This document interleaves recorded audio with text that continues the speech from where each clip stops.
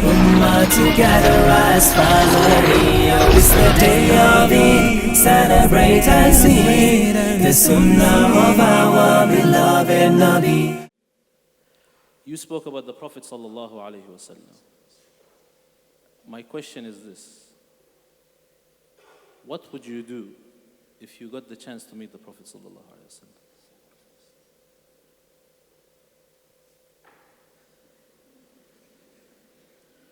You know, Mufti Menk knows that I have a policy sometimes that I do not like to speak in front of, learned mashayikh, scholars. And I've seen that in the life of my own teachers, how they respect their teachers and they prefer silence over, speaking. So let alone speaking or doing anything in front of the Prophet Muhammad sallallahu alaihi wasallam. So I think I would be just being in his presence is a big deal on its own. So that would be the honor. May Allah gather us with him. Ameen. Mufti Ismail, I'd like to extend the question to you. What would you do or say if you met the Prophet sallallahu alaihi wasallam? But he answered it. MashaAllah, he said that he doesn't feel, meaning, I know he always tells me, when I'm speaking, please don't sit in the front. He always tells that to me. And today when I was speaking, he was seated right here. And even though the lights were turned off, but his head was just shining. So, mashallah. Sheikh, you're covering it. You're covering your shiny head as well. Don't sell my secrets. Okay. No, mashallah, let's get a little bit more serious. Barakallah feek. I think it would be overwhelming to meet with Muhammad sallallahu alaihi wasallam is actually one of the aims, the dreams that I have, inshallah. And I'm sure it will happen, inshallah. And the same with all of us. May Allah bless us with that. It will be overwhelming. And I think I would have to wait for that time to see what happens thereafter. May Allah make it easy. Yeah, that's all I'm going to say. Ameen.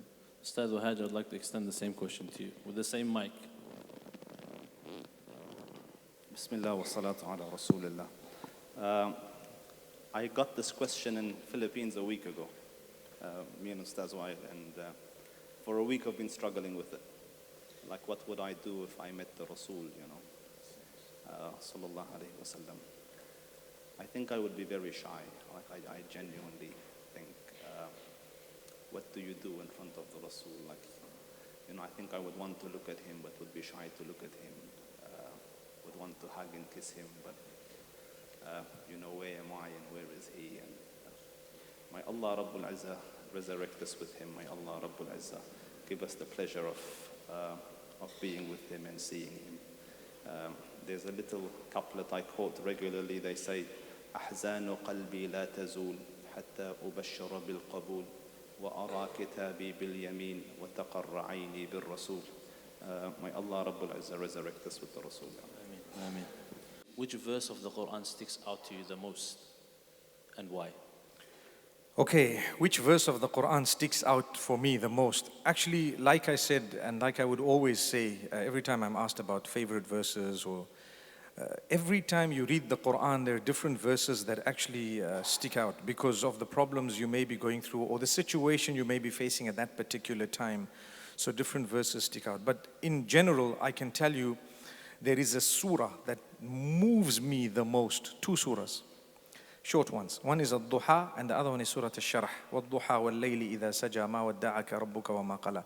That verse itself, مَا وَدَّعَكَ رَبُّكَ وَمَا قَلَى وَلَلْآخِرَةُ خَيْرٌ لَكَ مِنَ الْأُولَى وَلَسَوْفَ يُعْطِيكَ رَبُّكَ فَتَرْضَى. So the two verses, مَا وَدَّعَكَ رَبُّكَ وَمَا قَلَى and وَلَسَوْفَ يُعْطِيكَ رَبُّكَ فَتَرْضَى. They stick out the most for me. They impact upon me. They make me ponder deeply every time I read them. And what they mean, just for the benefit of everyone, where the Prophet ﷺ, revelation had stopped for a time, and then he thought maybe Allah's upset with me, maybe Allah has left me, forsaken me. So Allah revealed a verse to him to say, مَا وَدَّعَكَ رَبُّكَ. Allah has not forsaken you. وَمَا قَلَى. He's not upset with you. It happens to all of us. Certain things happen negatively. Sometimes we struggle for a long time, and we think maybe Allah's upset with me, and perhaps, And then you read this verse and you say, no, he's not. He's not. He's not upset with me and he hasn't left me. And then a verse down, Allah says, وَلَسَوْفَ يُعْطِيكَ رَبُّكَ فَتَرْضَى. And very soon Allah will give you so much until you become happy. So you might not have it right now and you will get it. So sometimes we want something, we look forward to things and they don't come our way. And Allah says, hang on, it's going to come.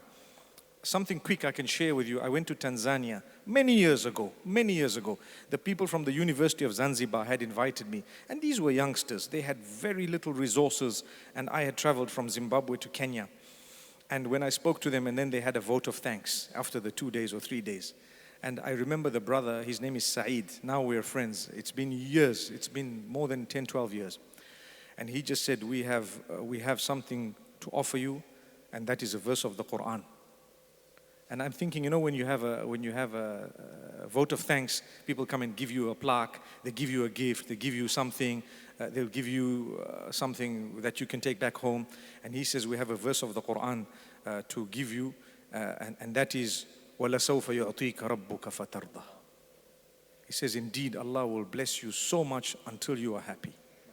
And that was the first time in my life that a different meaning, a different, part of that verse dawned on me, and it stuck with me ever since, and it's really moved me.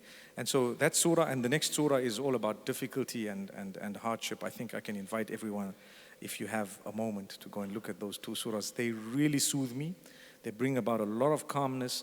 I just have to read them, and I'm just blown away. MashaAllah. Allah bless you. Jazakallah khair. Ustadh Wael, the same question extended to you. Which verse of the Quran sticks out to you the most and why? Yeah, there is one verse that always on mind, and I always recite it. I even recited it today during my talk, and that is, قُلْ يَا عِبَادِيَ الَّذِينَ أَسْرَفُوا عَلَىٰ أَنفُسِهِمْ لَا تَقْنَطُوا مِنْ رَحْمَةِ اللَّهِ إِنَّ اللَّهَ يَغْفِرُ الذُّنُوبَ جَمِيعًا إِنَّهُ هُوَ الْغَفُورُ الرَّحِيمُ. Tell my servants, tell them, O Muhammad, those who have transgressed against themselves, who have sinned day and night, tell them, despair not from the mercy of Allah subhanahu wa ta'ala, for Allah forgives all sins. إِنَّهُ هُوَ الْغَفُورُ الرَّحِيمُ. Indeed, He is the most forgiving, most merciful.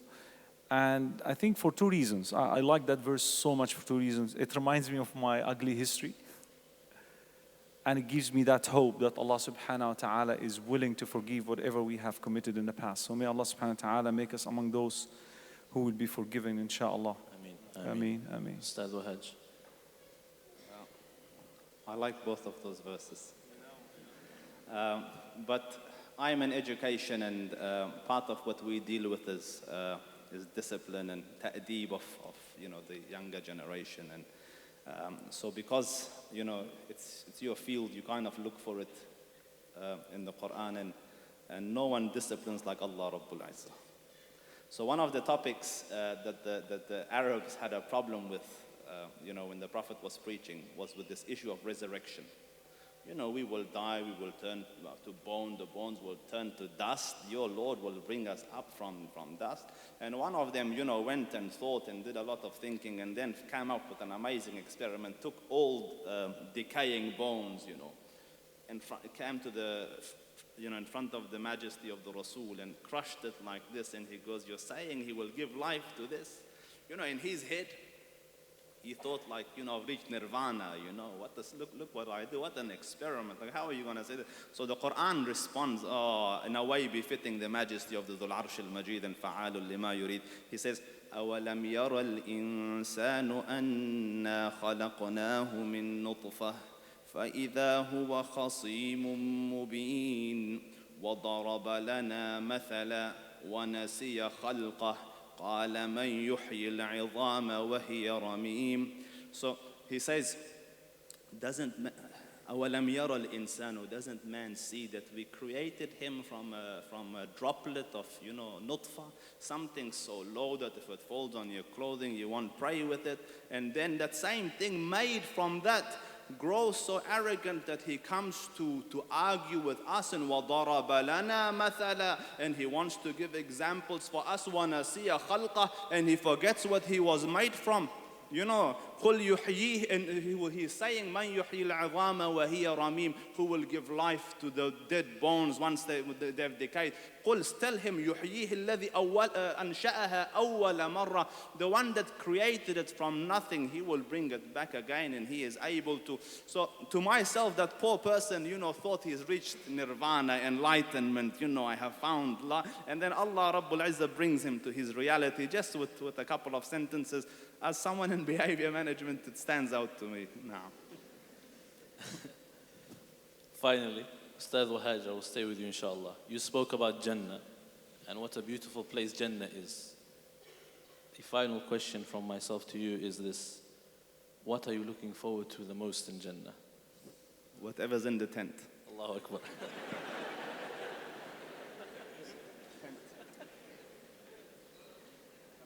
That's it? Khalas? Mufti Menk. Wow, mashallah. Okay. What am I looking forward to in Jannah? I can tell you something, I'm just looking forward to Jannah. Then I'll decide once I'm there what I want. The reason I say that is I have a lot of people asking me more than 200-300 questions over the last few years. Will my cat be in Jannah with me? And I'm intrigued at the love that the people who send these questions have for their cats. And I know the answer, but I can't break their hearts. So I have to tell them, the Almighty promises you, and He promised all of us, and this is a serious matter. He says, when you get to paradise, you will have whatever you want, how you want it, when you want it, in the way that makes you happy, without changing what you want, even by a speck. So I sit and I think people have husbands they don't like, people have wives they don't want, people have animals, people have so much, and I think to myself, what's going to happen to them? They just need to know, please get there, then you're going to see what's going to happen. You will be amazed. We are thinking with our little brains of humankind here, when you get there, you're going to have the super brain, which is totally perfect. You're going to have the existence that's blemishless. No Photoshop, it's real, It's real. You don't have to try and change things. No makeup, it's actually fact. That's who you are. And if you want to be someone different while you're thinking, you're changing. If someone wants to see you different, they'll be seeing you different while you're seeing yourself different. I can't even explain.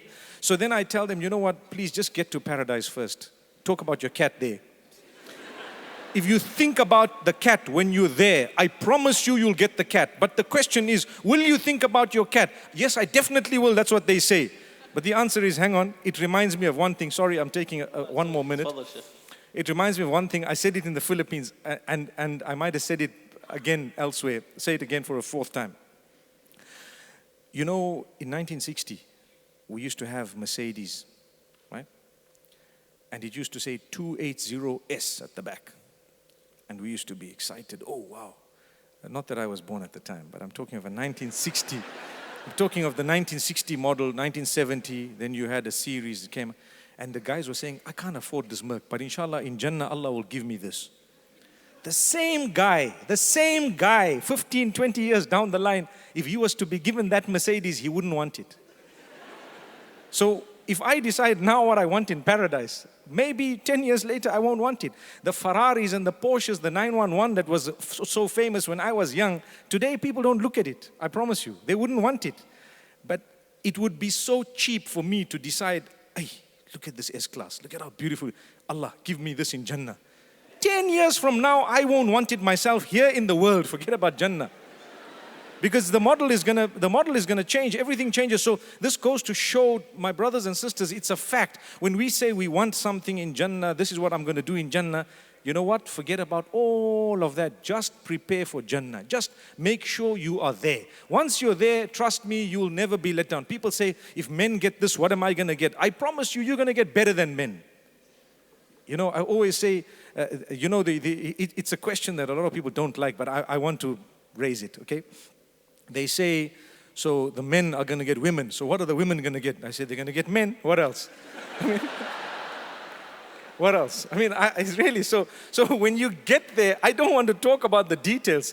Please, let's get there. When we get there, we will definitely be the most pleased. So Don't ask me, what do you want to do there? Please, I just want to get there.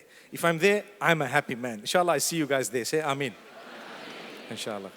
Ustadh Wael, Sheikhna, تفضل. I'm a visual person. I'm a visual person. I want to have some stuff. Yeah, I always dream stuff in Jannah that I'm going to do. And actually, the person who encourages me to do that is one of my mashayikh. We were dropping him off the airport when I was in Hong Kong. And he was like making dua for us, thank you for accommodating me and stuff. And then he said, Inshallah, when we get to Jannah, I'm inviting you for a barbecue meal underwater. Underwater. And then we say, how this is possible? He said, didn't Allah subhanahu wa ta'ala said, لَكُمْ مَا تَشَاءُونَ فِيهَا وَلَدَيْنَا مَزِيدٌ. You will have whatever you wish for. And we have even more things beyond our imagination. But there are certain things that I always imagine. I actually, while leaving the Philippines the other day, we had a meeting with Connect Institute team. And I was telling them that one of the things that I'm dreaming to see in Jannah is organizing Connecting the Pearls, the final Connecting the Pearls conference in Jannah, where, I'm imagining, Sheikh, where the Prophet Muhammad ﷺ is the speaker, and we are all the volunteers, and we are all listening, and we are all the students. One of the wishes that I wanted to see in Jannah, actually, Mufti Menk shared it with me once in the Philippines. We were drinking coffee at the airport before heading to another destination, and I told, after he drank the coffee, he prayed to the brother, or somebody prayed like, may Allah feed you coffee from Jannah. So Mufti Menk said that would be called Jannah Chino, you know. I remember that. So he wants the stuff too, you know, you see.